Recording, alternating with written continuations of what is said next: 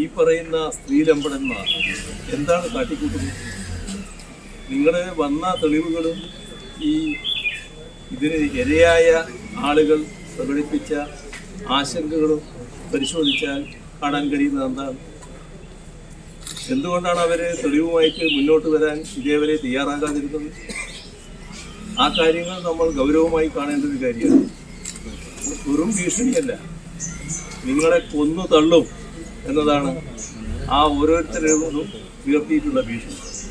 അതുകൊണ്ട് നിസ്സഹായിയായ ഓരോ യുവതിയും ഇതുമായി ബന്ധപ്പെട്ട യഥാർത്ഥ വസ്തുതകൾ പുറത്തു പറയുന്നതിന് ഭയപ്പെടുകയാണ്. അതുമായി ബന്ധപ്പെട്ട് മറ്റു നടപടികളിലേക്ക് പോയാൽ തൻ്റെ ജീവൻ അപകടത്തിലാകുമെന്നാണ് കണക്കാക്കുന്നത്.